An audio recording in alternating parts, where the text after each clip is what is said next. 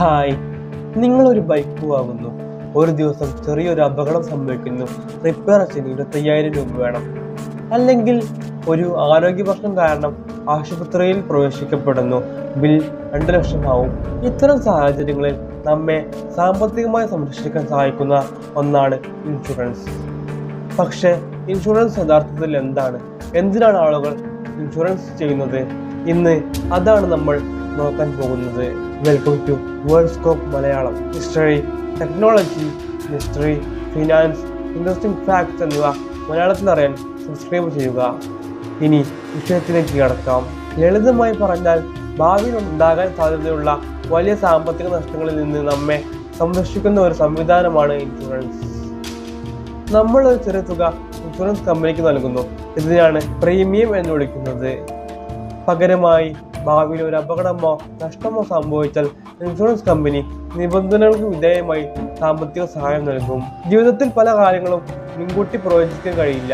Road അപകടങ്ങൾ, രോഗങ്ങൾ, വാഹനനാശം, പ്രകൃതി ദുരന്തങ്ങൾ ഇവയെല്ലാം വലിയ സാമ്പത്തിക ബാധ്യതകൾ ഉണ്ടാക്കാം. ഇത്തരം സമയങ്ങളിൽ ഇൻഷുറൻസ് ഒരു സുരക്ഷാ വലയമായി പ്രവർത്തിക്കുന്നു.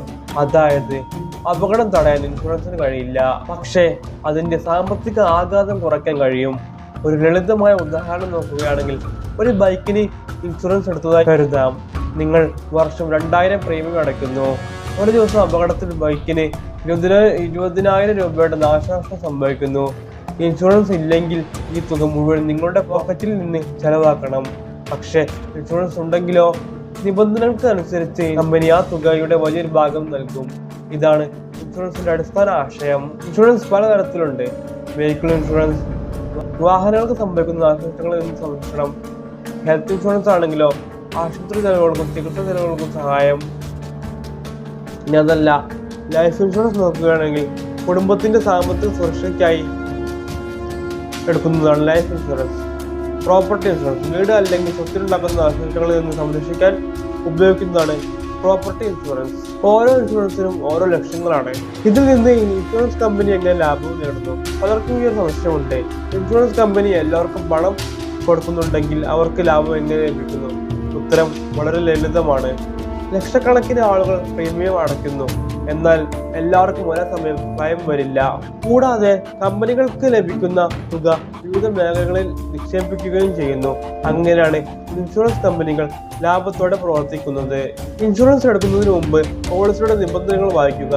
എന്തൊക്കെ കവറേജ് ലഭിക്കുമെന്ന് മനസ്സിലാക്കുക. പ്രീമിയം മാത്രം നോക്കി തീരുമാനിക്കരുത്. ക്ലെയിം പ്രോസസ് എങ്ങനെയാണെന്നും പരിശോധിക്കുക. ഇവയെല്ലാം വളരെ പ്രധാനപ്പെട്ട കാര്യങ്ങളാണ്. ഇൻഷുറൻസ് എന്നത് ഒരു നിക്ഷേപമല്ല, അതൊരു സാമ്പത്തിക സുരക്ഷയാണ്. അപകടം എപ്പോൾ സംഭവിക്കുമെന്ന് നമുക്ക് അറിയില്ല, പക്ഷേ അതിനെ തയ്യാറായിരിക്കാം. അടുത്ത വീഡിയോയിൽ വെഹിക്കിൾ ഇൻഷുറൻസ് എന്താണ്, തേർഡ് പാർട്ടി ഇൻഷുറൻസ് എന്താണ് എന്ന് വിശദമായി നോക്കാം. ഈ വീഡിയോ ഉപകാരപ്രദമായെങ്കിൽ ലൈക്ക് ചെയ്യൂ.